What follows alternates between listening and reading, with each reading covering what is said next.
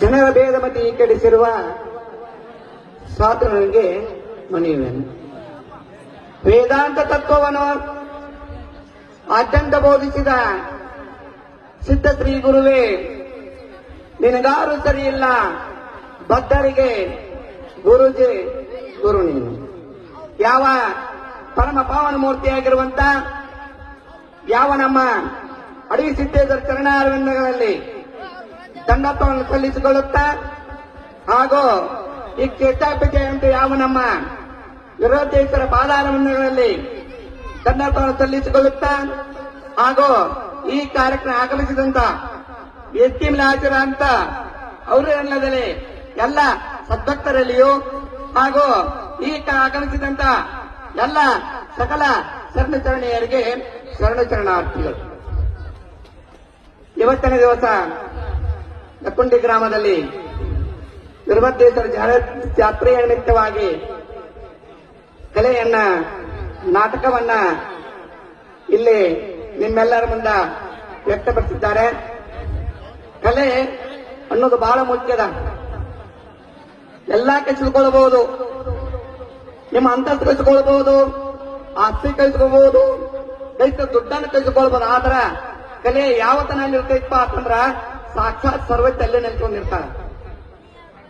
ಕಲೆ ಅನ್ನೋದು ಬಹಳ ಮುಖ್ಯದ. ಈ ವಿಚಾರ ಮಾಡಿ ನೋಡ್ರಿ, ಇಲ್ಲಿವರೆಗೆ ಮಾತನಾಡಿದರು. ಸರ್ಕಾರ ಕಲೆ ಸಂಬಂಧ ಬಹಳ ಪ್ರಯತ್ನ ಪಡಾಗ್ತದ. ಕಲೆ ಬಹಳ ನಶಿಸಿ ಹೊಂಟದ. ಆ ಕಲೆ ನಶಿಸಿ ಹೋಗ್ಬಾರ್ದು, ಬಹಳ ಗೌರ್ಮೆಂಟ್ ಸೌಲಭ್ಯ ಕೊಡ್ತದ. ಆ ಕಲೆಯನ್ನ ಕಾಯ್ಕೊಳ್ಬೇಕಾಗಿತ್ತಪ್ಪ ಅಂತಂದ್ರ ನಿಮ್ ಎಲ್ಲರಲ್ಲಿಯೂ ಕೂಡ ಕಲಾಭೇದ ಮೇಲೆ ಕೇಳ್ಕೊಪ್ಪ ಅಂತಂದ್ರ ಕಲೆಯವನ್ನ ಪ್ರತಿನಿತ್ಯ ನೀವು ಕಲೆ ಒಳಗೆ ಒಬ್ಬಟ್ಟು ನಡ್ಕೊಂಡದ್ದಾತ್ಪ ಅಂತಂದ್ರೆ ಕಲೆ ಮುಂದೆ ಬರ್ತದ. ಈ ಯುಗದೊಳಗ ಟಿವಿ ಬಂದ ಅರ್ಥ ಹೋಯ್ತು, ಮೊಬೈಲ್ ಪೂರ್ತಿ ಹೋಗಿಬಿಟ್ಟದ. ಮೊದಲ ಸಂಸ್ಕಾರ ಹೋಗಿದೆ. ವಿಚಾರ ಮಾಡಿ ನೋಡ್ರಿ, ಸನ್ಮಾನ ದೊಡ್ಡದಲ್ಲ, ಮಕ್ಕಳು ಹೇಳ್ತಾರ ಒಂದು ಮಾತನ್ನ, ಸನ್ಮಾನ ದೊಡ್ಡದಲ್ಲ, ಸಂಸ್ಕಾರ ಮಾತಾಡಬಾರದು ಹೇಳ್ತಾರ. ಮೊದಲ ಸಂಸ್ಕಾರವನ್ನು ನಾವು ಕಲ್ಕೊಳ್ಬೇಕು, ಕಲೆ ಅನ್ನೋದು ನಾವು ಕಲ್ಕೊಳ್ಬೇಕು. ಕಲೆಯಾಗಿ ನೀವೆಲ್ಲರೂ ಹೋಗ್ಬಿಟ್ರಪ್ಪ ಅಂತಂದ್ರ ಕಲೆ ಯಾವಾಗ ನಿಶ್ಚಿತ ಹೋಗೋದಿಲ್ಲ. ನೋಡ್ರಿ, ನಾಟಕವನ್ನ ಟೈಟಲ್ ಕೊಟ್ಟಿದಾರ ಧರ್ಮದ ತುಂಬಿದಂತ ಮನೆ. ವಿಚಾರ ಮಾಡ್ರಿ, ಧರ್ಮದಲ್ಲಿ ಯಾವಾತ ಮನುಷ್ಯ ನೆನ್ಕೊಂಡು ಹೋಗ್ತಾರಪ್ಪ ಅಂತಂದ್ರ ಅವನ ಜೀವನ ಮಾತ್ರ ಪಾವನ ಆಗ್ತದೆ. ಅಂತ ಪ್ರವೃತ್ತಿ ಎಲ್ಲರೂ ಕಲಿಸಿಕೊಳ್ಬೇಕು. ಧರ್ಮದಿಂದ ತುಂಬಿದ ಮನೆ. ಒಂದು ಮನೆತನ ಉದ್ಧಾರ ಆಗ್ಬೇಕಾಯ್ತಪ್ಪ ಅಂತಂದ್ರ ಅಲ್ಲಿ ಧರ್ಮ ಇರಬೇಕು, ಸಂಸ್ಕಾರ ಇರಬೇಕು. ಅಂದಾಗ ಮಾತ್ರ ಆ ಜೀವನ, ಆ ಬದುಕು ಮಾತ್ರ ಸಾರ್ಥಕತೆ ಆಗ್ತದೆ. ನೋಡ್ರಿ, ವಿಚಾರ ಮಾಡ್ರಿ, ಒಬ್ಬ ವೇದ ಕಟ್ಟಿಕೊಂಡು ಮಾತನ್ನ ಹೇಳ್ತಾರ. ಒಂದು ಮನೆತನ ಉದ್ಧಾರ ಆಗ್ಬೇಕಾಯ್ತಪ್ಪ ಅಂತಂದು ಮಾತನ್ನ ಹೇಳ್ತಾರ. ಒಲಿ ಸುದ್ದಿದ್ರ ಗಂಡ್ಮಕ್ಕಳು ತಲಿ ಸುದ್ದಿರ್ತೈತೆ. ವಿಚಾರ ಮಾಡ್ರಿ, ಮನಿಯೊಳಗ ಒಲಿ ಸುತ್ತಿದ್ರಪ್ಪ ಅಂತಂದ್ರ ಗಂಡ ಮಕ್ಕಳು ತಲಿ ಸುತ್ತಿರ್ತದ, ತಕ್ಕಡಿ ಸುತ್ತಿದ್ರಪ್ಪ ಅಂತಂದ್ರ ವ್ಯಾಪಾರ ಭಾಳ ಸುತ್ತಿರ್ತದ. ಅದಕ್ಕೆ ಯಾವಾಗಿದ್ರು ಕೂಡ ನಿಮ್ಮ ಮನೆಯೊಳಗ ಯಾವುದೊಂದು ಮಣಿತಾರ ಆಗ್ಬೇಕಾಗಿತ್ತಪ್ಪ ಅಂತಂದ್ರ ಧರ್ಮದಿಂದ ಒಂದು ಉದ್ಧಾರ ಆಗ್ಬೇಕಾಗಿತ್ತಪ್ಪ ಅಂತಂದ್ರ ಹೆಣ್ಣು ಮಕ್ಕಳೇ ಕಾರಣ. ಅದಕ್ಕೆ ಹೇಳ್ತಾರ, ಒಲಿದರೆ ನಾರಿ, ಮುನಿದರೆ ಹೆಮ್ಮಾರಿ ಅಂತ ಹೇಳ್ತಾರ.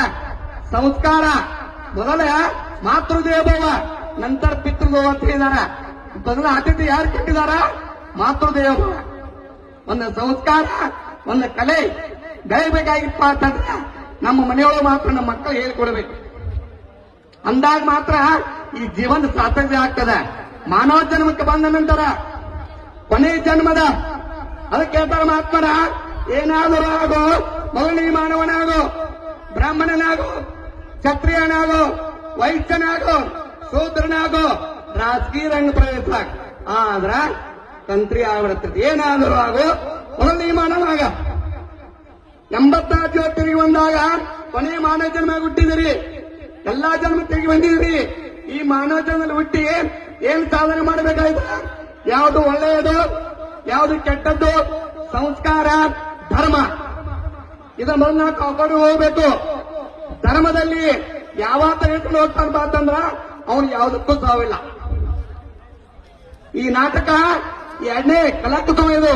ಹೋಗ್ತಾರೆ ಮಾಡಿದ ನಾಟಕವನ್ನ ಧರ್ಮ ತುಂಬಿದ ಮನೆ. ಧರ್ಮದಿಂದ ನೋಡಿದಿರಿ ಕೇಳಿದಿರಿ. ಈ ನಾಟಕವನ್ನ ಬೆಳಗಿನ ಹೊತ್ತು ನೋಡ್ತೀರಿ ನೀವು. ನೋಡಿ ಒಳ್ಳೆಯದನ್ನ ಹಿಡ್ಕೊಂಡು ಹೋಗ್ಬೇಕು. ಎಲ್ಲಾ ಬಿಟ್ಟಕಾರಿಂದ ಕೆಟ್ಟದ್ ಹಿಡ್ಕೊಂಡು ಹೋಗ್ತು. ಅಂತ ಪ್ರವೃತ್ತಿ ಯಾರು ಕಳ್ಸ್ಕೊಳ್ಬೇಡ್ರಿ. ಬೆಳಗಿನವರೆಗೆ ನೀವು ನಾಟಕ ನೋಡ್ರಿ. ಧರ್ಮದಿಂದ ನಡೆದ ಸಂಸ್ಕಾರ ನಿಮ್ ಮನೆಯೊಳಗೆ ಇರಬೇಕು. ಬೆಳಗಿನವರೆಗೆ ಕಲಾ ನಿಮ್ಮೆಲ್ಲರೂ ವ್ಯಕ್ತಪಡಿಸ್ತಾರ. ಆ ಕಲೆ ಇಲ್ಲೇ ಉಳಿಬಾರ್ದು. ನಿಮ್ಮ ಮನೆಯೊಳಗ ಒಳ್ಳೆಯದು ಹಿಡ್ಕೊಂಡ ತಿನ್ನಿಟ್ಟು ಮೆಲಕ್ ಹಾಕೋದು ಓದಿದ ಅಂತಂದ್ರ ನಿಮ್ಮ ಜೀವನ ಸಾರ್ಥಕತೆ ಆಗ್ತದ. ಅಂತ ಪ್ರವೃತ್ತಿ ಎಲ್ಲರೂ ಬಳಸ್ಕೋಬೇಕು. ಅಂದಾಗ ಮಾತ್ರ ಜೀವನ ಸಾರ್ಥಕತೆ ಆಗ್ತದೆ. ಅದಕ್ಕ ಯಾವಾಗಿದ್ರು ಜೀವನ ಹುಟ್ಟು ಬರಕ ಒಳ್ಳೆ ಒಳ್ಳೇದ ಅದ ಪುರಂದಾಸರು ಹೇಳ್ತಾರ, ಮಾನವ ಜನ್ಮ ದೊಡ್ಡದು ಕೊತ್ತಪ್ಪಗಳಿರ ಹಾಳು ಮಾಡಿ ಪದೇ ಪದೇ ಹೇಳ್ತಾರ ಕೊನೆಯ ಜನ್ಮದ. ಅಂತ ಪ್ರವೃತ್ತಿ ನೀವೆಲ್ಲರೂ ಬೆಳೆಸ್ಕೊಳ್ಬೇಕು.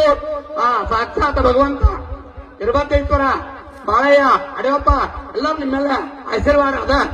ಆ ಆಶೀರ್ವಾದ ಪಡ್ಕೊಂಡ ನೀವೆಲ್ಲರೂ ಉದ್ದಾರ ತಗೊಂಡ ಈ ವಾತಿ ಸೇವೆಗೆ ಮಂಗಲ ಪಾಡೋಣ.